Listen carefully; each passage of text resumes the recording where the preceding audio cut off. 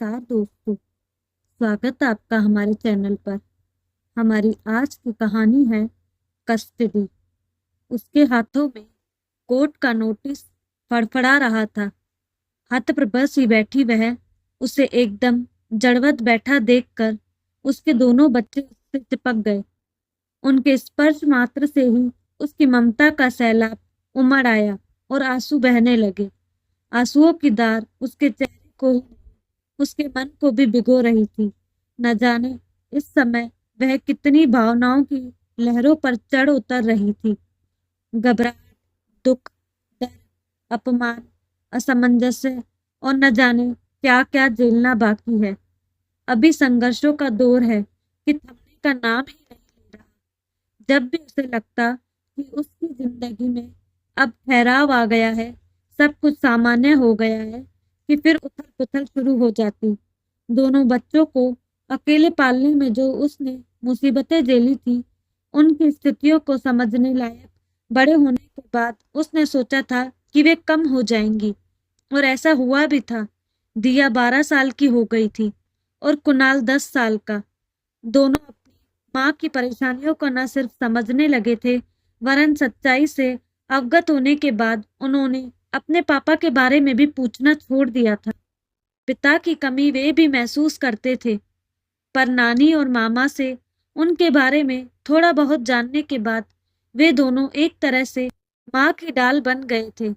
वह नहीं चाहती थी कि उसके बच्चों को अपने पापा का पूरा सच मालूम हो, इसीलिए कभी विस्तार से इस बारे में बात ही नहीं की थी। उसे अपनी ममता पर भरोसा था कि उसके बच्चे उसे गलत नहीं समझेंगे। कागज पर लिखे शब्द मानो शोर बनकर उसके आसपास चक्कर लगा रहे थे। चरित्रहीन, चरित्रहीन है यह, चरित्रहीन है, इसीलिए इसे बच्चों को अपने पास रखने का भी हक नहीं है। ऐसी स्त्री के पास बच्चे सुरक्षित कैसे रह सकते हैं, उन्हें अच्छे संस्कार कैसे मिल सकते हैं। इसीलिए बच्चों की कस्टडी मुझे मिलनी चाहिए। एक पिता होने के नाते मैं उनका ध्यान ज्यादा अच्छी तरह से रख सकता हूँ और उनका भविष्य भी सुरक्षित कर सकता हूँ। चरित्रहीन शब्द किसी हथौड़े की तरह उसके अंतस पर प्रहार कर रहा था। माँ को रोता देख दिया ने कोर्ट का कागज माँ के हाथों से ले लिया। ज्यादा कुछ तो समझ नहीं आया, पर इतना अवश्य जान गई कि माँ पर इल्जाम लगाए जा रहे थे। कुणाल, तू सो जा, दिया ने कहा तो वह बोला, मैं कोई छोटा बच्चा नहीं हूँ, सब जानता हूँ। पापा ने नोटिस भेजा है और वे चाहते हैं कि हम उनके पास जाकर रहें। ऐसा कभी नहीं होगा। मम्मी, आप चिंता ना करें। मैंने टीवी सीरियल्स में देखा था कि कैसे कोर्ट में बच्चों को लेने के लिए लड़ाई होती है। मैं नहीं जाऊंगा पापा के पास। दीदी, आप भी नहीं जाना। कुणाल की बातें सुनकर वह हैरान रह गई। सही कहते हैं लोग कि वक्त किसी को भी परिपक्व बना सकता है। मैं भी नहीं जाऊंगी उनके पास और कोर्ट में जाकर कह दूंगी कि मैं हमें मम्मी के पास ही रहना है। फिर कैसे ले जाएंगे वे हमें? मुझे तो उनकी शक्ल तक याद नहीं। इतने सालों तक एक बार भी हमसे मिलने नहीं आए। फिर आप क्यों ड्रामा कर रहे हैं? दिया के स्वर में रोष था। कोई गलती ना होने पर भी वह इस समय बच्चों से आंख नहीं मिला पा रही थी। कितने गंदे शब्द लिखे हैं नोटिस में। किसी तरह उसने उन दोनों को सुलाया। रात की कालीमा परिवेश में पसर चुकी थी। उसे लगा था कि अंधेरा जैसे धीरे धीरे उसकी ओर बढ़ रहा है। इस बार यह अंधेरा उसके बच्चों को छीनने के लिए आ रहा है। भयभीत होकर उसने बच्चों की ओर देखा। नहीं, वह अपने बच्चे को अपने से दूर नहीं होने देगी। अपने जिगर के टुकड़ों को कैसे अलग कर सकती है वह? तब कहाँ गया था पिता का अधिकार, जब उसे बच्चों के साथ घर छोड़ने पर मजबूर किया गया था।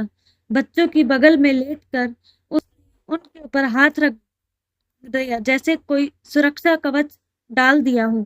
उसके दिलो दिमाग में बार बार चरित्रहीन जैसे शब्द किसी पैर की तरह चुभ रहा था। कितनी आसानी से इस बार उस पर एक और आरोप लगा दिया गया, और विडंबना तो यह है कि उस पर चरित्र होने का आरोप लगाया गया है, जिसे कभी जल्ली, मूर्ख, बेअक्ल और गवार कहा जाता था।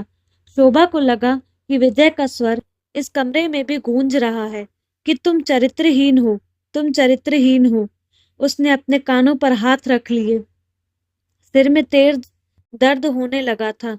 समय के साथ शब्दों ने नया रूप ले लिया, पर शब्दों की व्यू रचना तो बरसों पहले ही हो चुकी थी। अचानक तुम गवार हो शब्द गूंजने लगे। शोभा गिरी हुई रात के बीच अतीत के गलियारों में भटकने लगी। माँ बाप ने जैसे तुम जैसी गवार को मेरे पल्ले बांध मेरी जिंदगी खराब कर दी है। तुम्हारी जगह कोई पढ़ी लिखी नौकरी पेशा बीवी होती तो मुझे कितनी मदद मिल जाती। एक ही कमाई से घर कहाँ चलता है। तुम्हें तो लगता है कि घर संभाल रही हो तो यह तुम्हारी बहुत बड़ी क्वालिफिकेशन है। अरे, घर का काम तो मेड भी कर सकती है, पर कमा कर तो बीवी ही दे सकती है। विजय हमेशा उस पर जल्लाता रहता। शोभा ज्यादातर चुप ही रहती थी। बहुत पढ़ी लिखी ना सही, पर ग्रेजुएट थी। बस आगे कोई प्रोफेशनल कोर्स करने का मौका ही नहीं मिला। कॉलेज खत्म होते ही शादी कर दी गई। सोचा था शादी के बाद पढ़ेगी, पर सास ससुर देवर ननद और गृहस्थी के कामों में ऐसी उलझी कि अपने बारे में सोच ही नहीं पाई। टैलेंट उसमें भी है, मूर्ख नहीं है। कई बार उसका मन करता कि चिल्लाकर एक बार विजय को चुप ही करा दे, पर सास ससुर की इज्जत का मान रखते हुए उसने अपना मुंह ही सील लिया। घर में विवाद हो वह ये नहीं चाहती थी, मगर मन ही मन ठान जरूर लिया था कि वह पढ़ेगी और स्मार्ट बनकर दिखाएगी। स्मार्ट यानी मॉडर्न, और वह भी कपड़ों से। ऐसी विजय की सोच थी, पर वह स्मार्टनेस सोच में लाने में विश्वास करती थी। जल्दी जल्दी दो बच्चे हो गए तो उसकी कोशिशें फिर ठहर गई। बच्चों की अच्छी परवरिश प्राथमिकता बन गई, मगर खर्चे बढ़े तो विजय की जल्लाहट भी बढ़ गई। बहन की शादी पर लिया कर्ज, भाई की भी पढ़ाई और माँ बाप की भी जिम्मेदारी। गलती उसकी भी नहीं थी, वह समझ रही थी, इसीलिए उसने सिलाई का काम करने का प्रस्ताव रखा, ट्यूशन पढ़ाने का प्रस्ताव रखा, पर गालियां ही मिली। कोई सोफिस्टिकेट जॉब नहीं कर सकती तो करो, पर तुम जैसी गवार को कौन नौकरी देगा।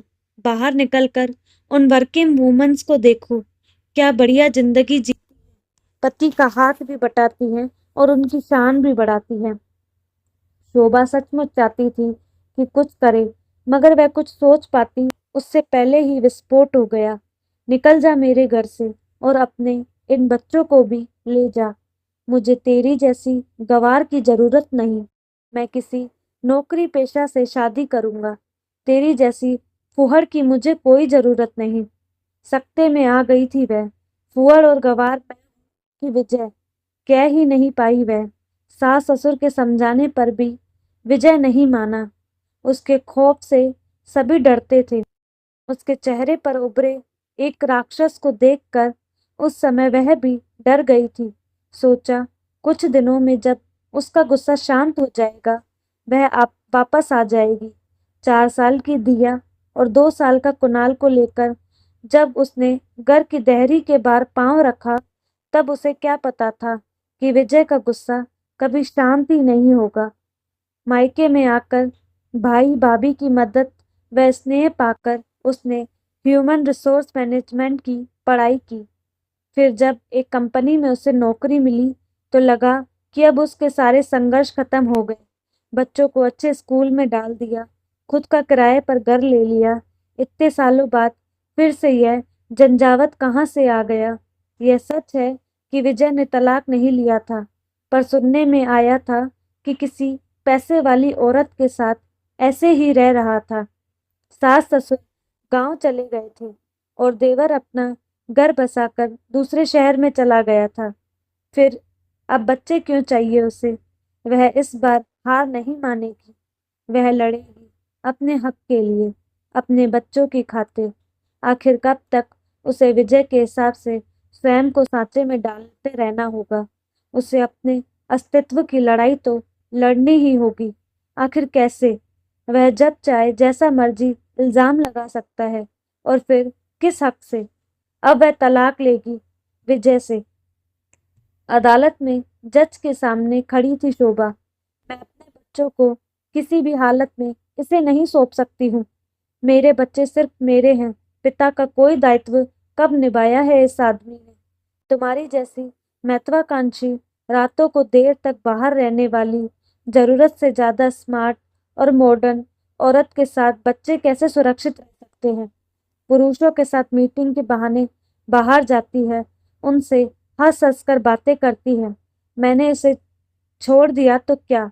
यह अब किसी भी आदमी के साथ घूमने के लिए आजाद है। जज साहब, मैं इसे अभी भी माफ करने को तैयार हूँ। यह चाहे तो वापस आ सकती है। मैं इसे अपना लूंगा। नहीं, कभी नहीं। तुम इसीलिए मुझे अपनाना चाहते हो ना, क्योंकि अब मैं कमाती हूँ। तुम्हें उस अमीर औरत ने बेइज्जत करके बाहर निकाल दिया है और तुम चाहते हो कि मैं तुम्हें कमा कर खिलाऊं। विजय, मैं तुम्हारे हाथों की कठपुतली बनने को तैयार नहीं हूँ और न ही तुम्हें बच्चों की कस्टडी दूंगी। हाँ, तुमसे तलाक जरूर लूंगी। जज साहब, अगर बच्चों को अच्छी जिंदगी देने के लिए मेहनत कर पैसा कमाना चरित्रहीनता की निशानी है, तो मैं चरित्रहीन हूँ। जब मैं घर की देरी के अंदर खुश थी तो मुझे गँवार कहा गया। जब मैंने घर की देहरी के बाहर पाँव रखा तो मैं चरित्रहीन हो गई। आखिर यह कैसी पुरुष मानसिकता है? अपने हिसाब से तोड़ती मरोड़ती रहती है। औरत के अस्तित्व को, उसकी भावनाओं को अपने दब के नीचे कुचलती रहती है। मुझे बताइए, मैं चरित्रहीन हूँ या विजय जैसा पुरुष? शोभा के आंसू बांध तोड़ने को आतुर हो उठे थे, पर उसने खुद को मजबूती से संभाला। मैं तुम्हें तलाक देने को तैयार ही नहीं।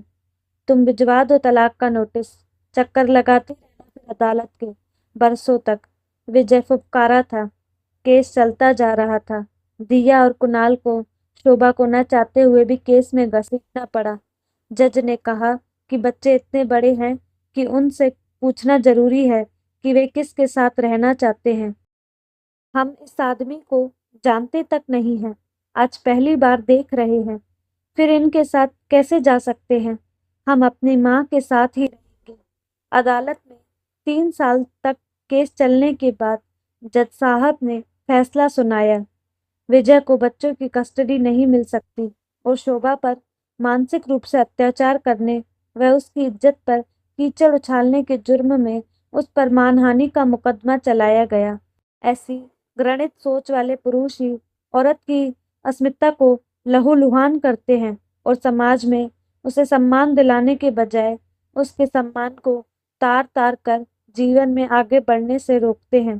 शोभा को परेशान करने में अवध विजय को उन्हें 7 लाख का हर्जाना भी देना होगा। शोभा ने विजय के आगे तलाक के पेपर्स रख दिए। बुरी तरह से हारे हुए विजय के सामने कोई विकल्प ही नहीं बचा था। दोनों बच्चों के लिए तो वह एक अजनबी ही था। कांपते हाथों से उसने पेपर्स पर साइन कर दिए। अदालत से बाहर निकलते हुए शोभा के कदमों में एक दृढ़ता थी। दोनों बच्चों ने उसे कसकर पकड़ रखा था। तो दोस्तों, कैसी लगी आपको कहानी? अपनी राय कमेंट बॉक्स में जरूर दीजिएगा। साथ ही हमारे चैनल को लाइक, शेयर एंड सब्सक्राइब जरूर करें। धन्यवाद।